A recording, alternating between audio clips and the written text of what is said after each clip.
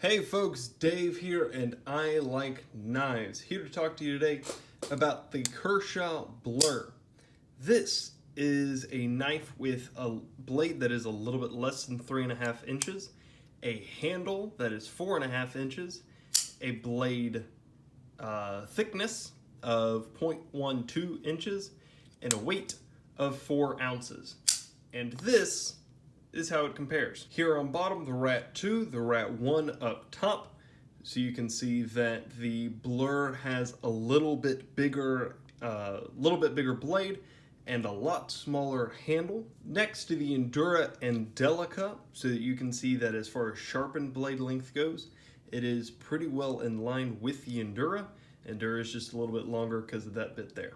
And next, Spyderco Paramilitary 2 and Para 3.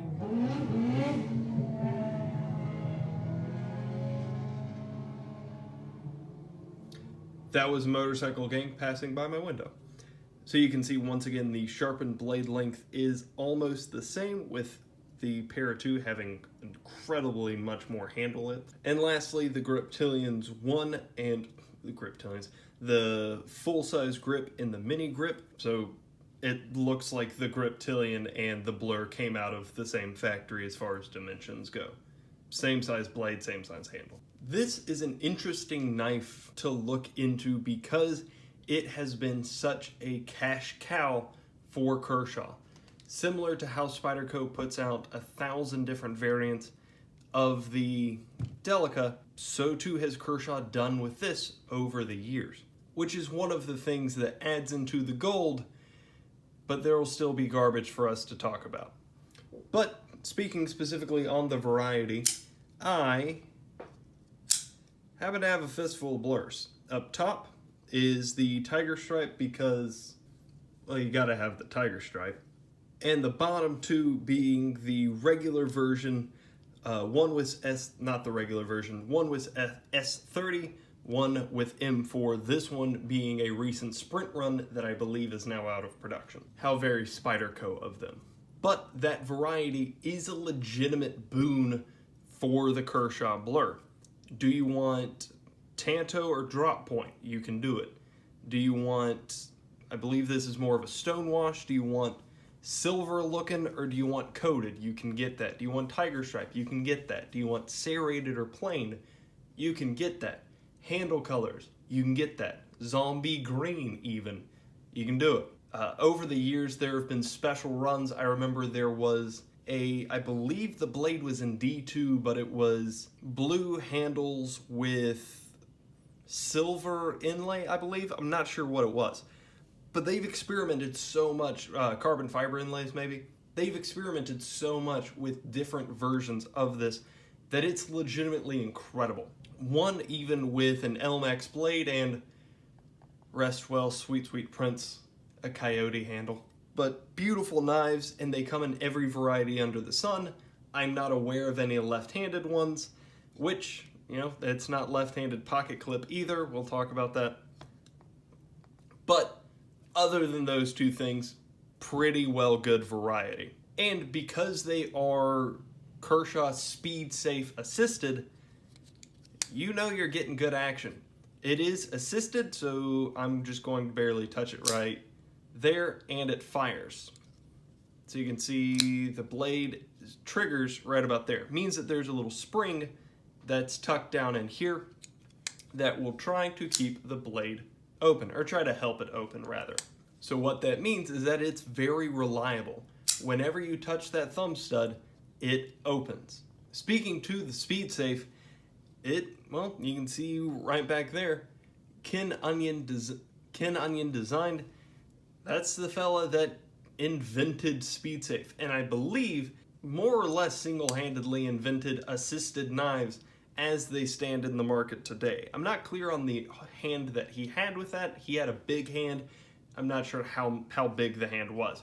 But anyway, one of the ways that you can know that it is a Ken Onion design is the fact that, hey, there are no straight lines. Except for this, which even this, because of the tiger striping, it still looks vaguely recurved. Ken Onion design, very recognizable as his, and very utilitarian in that. Very good design, and it stands out. There is not a whole lot that I'm familiar with that looks quite like this and that operates quite like this, especially not when we start talking about the handle inlays. You get an Ontario Rat 1, it's gonna be a great knife, but it's kind of just a knife, as it were. Kershaw Blur, not necessarily. And even with the name, it still steps above. I love a well-named product and a knife designed by the guy who invented spring-loaded knives being called the Blur. That's just good stuff. That's just good stuff. The pivot, we can see right back there, is captured. What that means is that all you need to open this is a T8 to unscrew it there, and you don't need a screwdriver on the backside to hold it. That shouldn't be something worthy of standing out, but I've taken down a couple of knives today to work on them that I had to use 2 screwdrivers for, and that's just a hassle. So whenever you do it correctly, unfortunately, I do have to give praise there. And again, doing it correctly is the lockup. That lock bar has not aggressive, just a little bit of jimping on it, which helps you index it, helps you grab it with gloves. There's a little bit of a cutout, giving you just a little bit of lock bar access. And being a liner lock, there's not a ton of tension. It's very easy to do. You can see right there, the lockup is pretty early, but it's completely interacting, and this is the one that I've had the longest, that I've used the most, and there's no blade wiggle in that. Haven't taken any of them apart, and they are all rock solid.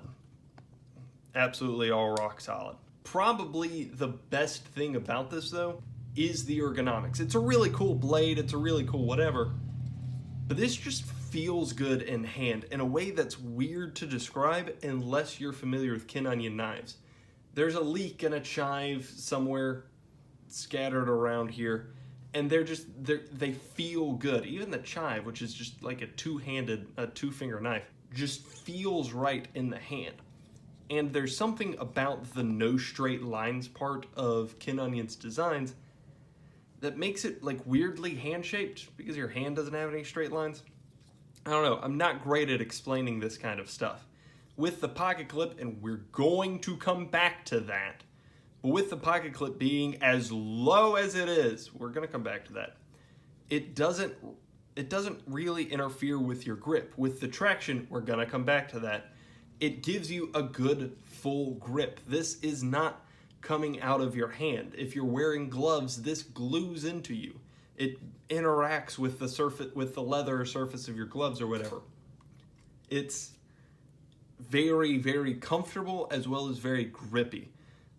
With the pocket clip, while we're talking about ergonomics, that's a very sharp point, but other than that, very good ergonomics, very good grip, very comfortable. Unfortunately though, we do have to talk about the garbage. And heck yeah, we're gonna start with what we were just praising. Here with the pocket clip, you can see that that is not what pocket clips are supposed to look like. Call me a traditionalist, but I am a huge fan of just a pocket clip situations. You've got a handful of screws, it attaches in, you're good to go. You got a handful of screws, it attaches in, you're good to go. You got a handful of screws, it attaches in, you're good to go. This has 2 screws that are offset and are below, and I understand a couple of them that I just showed also did this part, but it lost the war to the lanyard hole, and it's weirdly cantered, and it rides that high. This is a terrible pocket clip. This is an absolute garbage, horrible pocket clip that I hate and should be disallowed. The Leak has the same thing. And like, I love the Leak, but I can't carry it. So it's one of my car knives, because it cannot go in my pocket. Because this is a little bit bigger and a little bit heavier, it can sit in the pocket, but not comfortably. This is terrible. Absolutely horrible pocket clip. And it's only tip up or tip down, right side only, not here on the left. I would have appreciated if we're all sides, since there's really no reason not to do that, but whatever. Although with the pocket clip, there is one thing that is important to point out when companies do this, and that is with this Sk8er deck texturing, which gives it great grip, and we're going to come back to and talk to a bit of the garbage part, but as grippy as it is, well, that is the garbage part, as grippy as it is, there is a little bit of a channel cut out around the pocket clip, just so that when you are putting this in your pocket, it doesn't interfere with the pocket clip is not pushing down directly onto the texturing. Similar to this Spyderco Delica. You can see that as aggressive as the texturing is elsewhere, you can see that spot right there. That's where the pocket clip lands. For the blur, it's the same thing. This Tech Deck stuff only lands on the aluminum handles, which means that it tears up less of your pocket. Unfortunately, however, the Tech Deck stuff is also proud of the aluminum. It stands up just a little bit, so it does still interact and does still pull and tug on your pocket as you're putting it in and out. It means that it doesn't move around in your pocket, but it does fight you pulling and putting it back, unfortunately. Talking about just the blade, mentioned it earlier, but this is definitely a recurve. It is not an ignorable one. So what that means is that, unfortunately, there is a little bit more of a consideration that goes into sharpening a knife like this. Can't really do it on just a flat stone, and you can do it on like a sharp maker situation. Just something that you need to be aware of. You can't use the flat sides. You have to use the serration points, the serration tips on the sharp maker, the corners of the triangle. If you have blah blah blah. Not a big deal if you like recurves, but if you don't, this is not the only recurve knife that I have, but I don't care about the other one. So this is functionally the only one I have. Assisted knife, this is, obviously if you don't like assisted knives, it's something to keep in mind. It's not too bad. It doesn't fight you too terribly much putting it back, but it is something that is very loud. Not all assisted knives are this loud. Well, this one, for instance, and that is a big thing, is kind of QC issues between the blurs. The M4, the special run, came with, memory serves that the Tiger Stripe Tanto came with incredible blade, sharpest thing that I had, but the M4 version just wasn't honed very well. There's a nice edge on it now, but that's all due to me. As well as the other two having no real lockup issues, the M4 version having terrible lock stick even now that I have consciously tried to work on it. Just something to be aware that your blur is not, Sabinza guaranteed.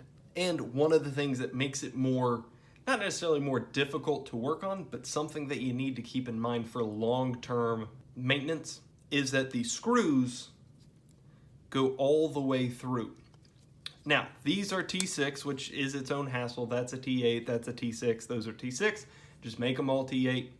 But you can see that the screw head right there corresponds to the screw butt right there. What that means is that it is drilled all the way through, even going through these back spacers. So the screw goes through the back spacers and buries itself into the aluminum on the other side. The problem with that is that aluminum is a much softer metal than steel. Over time, one of my concerns, if this was a knife that I did have issues with, or that I wanted to try a blade swap with, or there's a big scene in the modding community of taking off this Tech Deck stuff and putting in your own inlays. There's a lot of cool stuff online about that. But if that is something that you do need to be aware that you run the risk of, over time, eventually, not gonna happen quick, but over time, stripping out the holes on the back side. Which is why most any other knife that has, well, standoffs, has screws going in on both sides, so that if anything gets stripped out, it's just the standoff, just the spacer, and the screws themselves that are at risk. With this one, it's the screws and the handle, which is a much bigger deal. Standoffs, very easy to replace. Handle, you have to buy a new knife. It's unfortunate. I really don't like that. The last garbage point that I'm going to put on here is that it's just kind of awkward. The blur is, it's part of its design, part of its uniqueness is that it offers an experience that, it doesn't just look like a blur. It also offers an experience that, there's no good way to phrase this. There are a couple aspects that go in here. One of them is going to be the thumb studs. So you can see that again on most knives, using the Rat 1 here, most knives, those are circular, so that you can grab them from that away if you need to, whatever. With the blur, they are points. They're pyramids, they're stair-stepped. They're not pyramids, but they are stair-stepped. And that gives pretty good grip to your thumb, so that you can do that. However, the studs are not actually pointed the correct direction. How they are pointed is for you to push up, which is not the best or necessarily most consistent way to deploy the knife. What you have to do is push slightly out, so that. And the thumb studs are just not the best shape, or not pointed the correct direction for that. The reason that they didn't do that is so that it wouldn't be pointed more into the path of the blade, which at that point just changed the thumb studs. You don't have to make it weird. Combine that with, in general, the uniqueness of the piece. The recurve, which is rare on Kershaw models. The pocket clip, which is unique in the knife world for good reason. Just because you're the only person to do something doesn't mean it's a good thing to do. There's usually a reason why. The tech deck stuff, that's very uncommon in the knife world, and I'm glad that it's not often used. What I think would have been a little bit better is to use the tech deck stuff on the show side and just not do it on the lock side. That's not necessary, because your hand isn't coming into a lot of contact with this side anyway. There's a whole pocket clip about it. And putting the texture on the one side, that would still be friction in your pocket and would still keep it relatively in place. So I think that's quite dumb, is what I'm saying. It's just an awkward knife. It's a very unique experience. It stands fairly alone in the knife world. And as with most cases where that is true, and whatever world you are standing out away from, there's usually a reason for that. And that means that it's usually a somewhat mixed bag. Here, what that means is that you get a solid blade, a very comfortable handle, a strange but functional piece overall. Not all of it is as functional as it could be, as functional as it should be. But once the thing is finally open in your hand and you don't have the concerns about what you're gonna do to tone it up and what happens when you gotta put it away, when it's just in your hand, it feels good. It feels right. This is, as much as I do not like very specific aspects of it, there's a reason that I own 3 of them. And it's because I very much like this knife, especially this. I'm a huge, after I toned it up, hot diggity, I love this knife. It's also gray handle, spicy. Kershaw, please actually just release this as a regular model. Thank you. But when you come to the blur, you get something that's the blur. And if the blur is something that you like, I hope I've helped you make that decision. Because there's a lot of what I've talked about that you're just not gonna find anywhere else. But here it makes it look good. And that's a really weird thing. I should not like this knife as much as I do. But I really, really do like it. Price, I haven't mentioned before. $60 for the base model, which has 12C21 in steel in the drop point version, and BDZ1, not to be confused with BDZ1 in, but BDZ1 steel on the Tantos. That's also a weird thing, that there's different steel for the different blade styles. Again, never seen that before. And you can play with whatever style that you get. The S30 version, thankfully, thank you Kershaw, is actually just a regular normal run model. So this is not limited. You can get your hands on this. Guys, if you have any questions, comments, concerns, or stories, let me know down below. And other than that, y'all have a great day. Bye.